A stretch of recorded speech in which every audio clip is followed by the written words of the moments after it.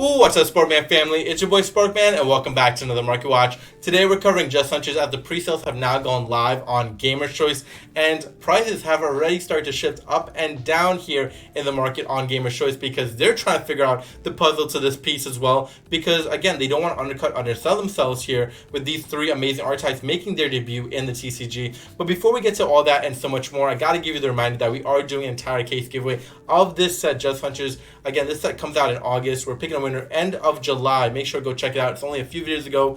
To subscribe, like, and comment in that video. It says huge giveaway. You cannot miss it. I'll even leave it pinned in the comment section down below. Again, July is almost over, everybody, so don't want to miss out on that giveaway. We got three amazing archetypes in K9, Dragon Tails, and Yummy. So again, it's going to be amazing. Don't miss out on that. But let's talk about the market because that's why you're here. And well, we're starting to see price movements already because when this site was first live with Just Hunters, all the deck cores were at $199.99. Now it has shifted up for Yummy and K9. Now Yummy is at $239.99 and K9 is at $219.99. But Dragon Tail actually went down at $179.99. But no surprise, it's the lesser of the three. That's why you see Dragon Tail going down and people not really probably buying that much of Dragon Tail. So that's why Game of Thrones kind of like pushing down the price on there because they want some sales for Dragon Tails, and raising the price on K9 Young because they've probably seen a lot of buyouts towards these two deck cores, so they want to make sure they're not undercutting themselves again. So no surprise there. I will say,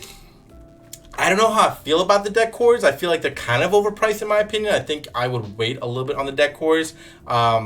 But that's just me. Again, we do know this is going to be meta relevant. That we know that they're going to be expensive no matter what. So I get the prices here a little bit, but at the same time, I don't know. I just seems a little high to me, especially right off the bat too. So that's just me though, right? Again, you can take my opinion. I'm no financial advisor, but I give you my best opinion on what I think you should do with your money in terms of placing certain things here and there in the market, especially because I don't want you to lose out on some money here. And again, always trying to make you profits here as well as save money in the market, especially on these pre-sales because they can be tricky. They can be very tricky.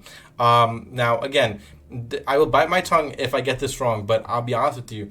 The Starlight Rare prices don't look that bad. Like, they really, really don't. Now, you might look at me and be like, Sparkman, are you out of your mind? They're $130 a piece, except for the K9 that's $100. I say they're not bad because, think about this, everybody. And anytime we look at meta-relevant cards and the higher rarity, the QCRs, the Starlight Rares, right? Those types of cards, they tend to be very high, right? We know these three archetypes are going to be very, very good, right? So why wouldn't they be even more than this? This seems very low to me. Now listen, can I be wrong? I surely can, right? I can be wrong. But for an archetype that's going to see a lot of play, and the three archetypes that's going to see a lot of play in the coming months, I don't see this being that low in price. I only see this one escalating in price. Now, can it go a little lower after pre-sales? Sure. But why take the risk, right? There's certain cards here I would definitely take a gander and start to really think about whether or not you want to invest in them because, not gonna lie, if I was going to play these three archetypes and for someone that would go to big events and everything like that, I want the highest rarity of the card that the deck I'm playing, and these prices, they don't seem that bad, especially for pre-sales, but that's just me. Again, meta-relevant stuff always seems to be high in price, especially for high rarity. I wouldn't look too far away at these prices because, again, they're just not terrible given what we've seen with other meta-relevant cards in the past. All right, let's look at collector rares because I've always said it. Collector rares are just not to be bought in pre-sales. They're also not to be bought anytime because they are the most depleting rarity to buy. They go down so fast and they really screw up a lot in prices for a lot of people that buy into them. So my recommendation to everyone is always do not buy collectors. I will say this, however, with the caveat of this. I wouldn't buy this one. I wouldn't buy this one. I wouldn't buy this one either. However, this K9 one, it does look really good, right? It does look really good for $25. I can see this going up. I can see this going up as well, but more or less I can see the K9 Lupus card going up especially. Again, I would preferably tell you to buy the Starlight Rare versus this, but I can see if you want the next highest rarity, which is the Collector Rare, prefer this archetype for a cheaper version, sure, I would tell you, yeah, go ahead, buy the $25 one. It probably would go up over time, right? It's not badly priced at all. We get to number 67, and this is where I'm a little confused, because obviously the next highest rarity of this, and the only other rarity of it, is a secret rare. I would actually prefer the secret rare over the collector rare. Now that might be the biggest hot take ever, and a lot of people would come at me because they're like, what, you don't, like, how can you say that? Collector rare is, like, really odd.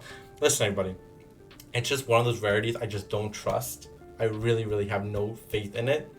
And I'm going to be honest with you, even though this is an upgrade from that secret rare in all terms, I still would prefer the secret rare over this collector rare card. It's also one of the risks you're taking as well, with the ban list approaching afterwards, right? So it's just one of those things where, do you want to invest in a card that probably would get banned, could get banned? You know, there's a lot of risk towards buying this. Again, $20 is not a lot that you're investing in, but it's still money that you could put towards something else. And I wouldn't put it towards the collector rare number 67 Paradise Smasher. Personally, I would put it towards something else, right? I'm telling you, collector rare K9 card seems the better option of the 5 personally. But that's just me. Again, I'll eat my words and bite my tongue if this ends up going up. But at the same time, it's just one of those cards I just don't trust. Again, the collector rare rarity is just something I don't have any faith in. It has let me down in the market so many times that I can't recommend people to buy into it, because it just hurts the entire market and people buying into it as well. They'll see their money go down, and I don't want that. That's the whole point of these market watches, to help you make money and not lose out on money, and I just don't want you doing that. So that's just my recommendation personally. But you know, you can take it with a grain of salt as well, because I know a lot of people do like collector rares as well. Okay, as we look towards ultra rares, I will say this: for 3 archetypes that are going to be very meta relevant, these ultra rares are not badly priced at all. Like, they're not bad, right? I look at this and I'm like, I'm kind of impressed, because to be honest with you, this can be so much worse, so much worse. The fact that these are $15, I'm in shock, truly in shock. $20 for all these, in shock. I think this is a steal for what this archetype and 3 archetypes are going to be. The only high priced card here is this K9 card in Azuna, and it makes sense, right? It makes sense for this to be high up there. This can actually go even higher, to be honest with you. Do I think it will? Probably. It could see as low as 45, I will say that, but I'm expecting a lot of these cards to actually go up in price, so I'm a little surprised on the prices here for the cards, but that's just me. As we look towards super rares, I think they're going to be affordable. I wouldn't invest in super rares, to be honest with you. I think they're going to be all affordable. Same with the rares. And we do have some nice reprints here. We have 61 here in Volcasaurus, so we did cover that, so that's a nice reprint right there. And there are very much relevant cards that can be placed in these archetypes that were reprinted here, which I think was very smart on Konami's part, so good on them to reprint some of these cards here. But I think the market for Just Hunters looks pretty decent. It doesn't look that bad on pre-sale, I will tell you that much. Again, you know, you take it with a grain of salt, because again, pre-sale prices tend to be higher than you know, regular after it's been out for a few weeks. But again, when you look at it on paper, or when you look at what it's going to happen to these archetypes, that they're going to get power-ups, especially after the ban list. Again, you know, I think it's still, you know, here right now with all the other archetypes, but after ban list and decreases the other archetypes, you know, all these archetypes and Yummy, Dragontail, and Canine, they're going to be up here. They're going to be up here, right? So you want to take that into account, especially. And they're only going to get more powerful, right? This is just the first set of them being introduced. We have Doom of Dimensions coming out that will probably upgrade them. We have other sets in the future that are probably going to upgrade these archetypes even further than they are now, right? So those are things to think about, especially as you move towards, you know, the future here, and you move towards trying to come to a decision whether or not to buy these cards. So, you know, all things to think about. The last thing we're covering on Market Watch today is Vanquished Soul Holosu. So I told everybody, I said to you, buy at 28, buy at 29, buy at 30, because it was going to get bought out. It was going to. There's no surprise to now this card being at 43, right? It's gone up a lot. It's been pretty much bought out. It's at 20 listings. It's still getting bought out in the market here. We're seeing a lot of prices really shift towards this card going even higher in price as well, towards 50 and above. So just keep that all in mind. So hopefully you bought it early and listen to Market Watch.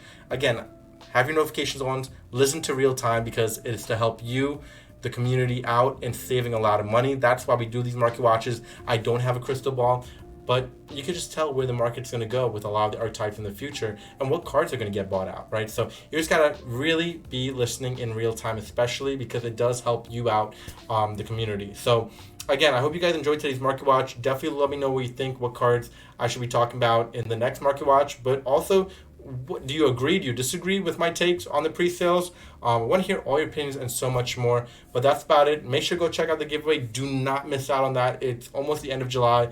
We're giving away 12 boxes of Just Hunters. You don't want to miss out on that set. It's going to be absolutely fantastic. So make sure you go enter it. But that's about it. I hope you guys enjoyed today's video. Please subscribe and comment. And peace out, YouTube.